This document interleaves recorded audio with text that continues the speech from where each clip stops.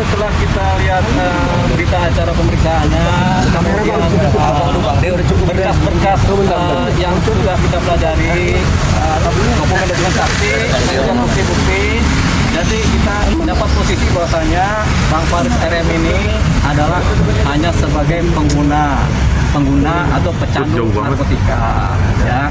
Jadi tadi juga dia sudah mengakui bahwasanya dia memang hanya menggunakan narkotika. Yang pertama, jadi nggak ada itu sebagai pengedar, karena apa yang diedarin jumlahnya kecil, cuma 0,89 gram sabu-sabu yang dia disita kan, 0,89 gram berarti kan di bawah 1 gram, berarti nggak bisa diedarkan. Dan memang dari keterangan saksi-saksi yang lain juga beliau hanya sebagai pengguna. Satu hal penting dari seorang Faris RM, dia mengakui kesalahannya. Ya memang karena dia memang di kepalanya ini masih ada rasa-rasa candu. Jadi memang sebelumnya dia pernah 1 kali rehabilitasi, sudah selesai, tapi mungkin ini ada candunya timbul lagi, jadi dia akhirnya menggunakan. Tapi udah jarang dia menggunakan, ini baru kemarin-kemarinnya menggunakan sabu terus tangkap.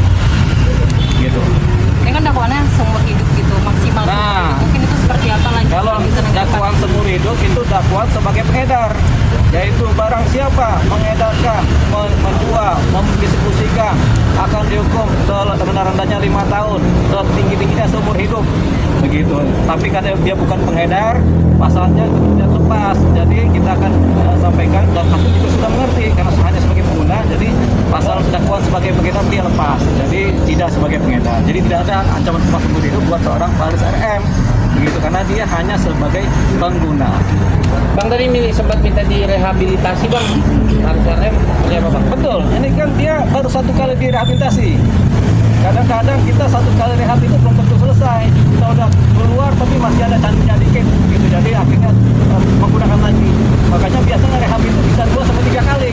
Makanya karena baru 1 kali rehab, kita akan mohonkan kepada majelis hakim yang menangani perkaranya beliau supaya kemudian diadakan rehabilitasi yang kedua. Malahnya ya Allah. Gitu. Jadi ada rehab yang 2 kalinya. Gitu. Karena baru 1 kali Bang Faris ini melakukan rehab, begitu.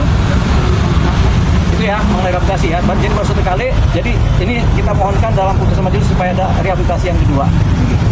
Bang, rencana untuk menghadirkan saksi minggu depan itu seperti apa Bang? Ya kan tentu ada saksi-saksi yang diajukan yang meringankan, ya ada cas, kemudian ada saksi ahli. Itu lebih terkait kepada bagaimana seorang Faris RM kemudian berupaya sembuh dari kecanduan narkotika. Ini cerita ini nggak cuma seorang Faris RM ya, masih banyak lagi pecandu-pecandu lagi yang udah direhab tapi masih aja ada candunya. Jadi ini harapannya saksi meringankan, yaitu yang mengetahui jadi rehabnya bagaimana, kapannya, terus apakah sudah sembuh atau belum. Ini yang sedang diupayakan saksi adikasnya.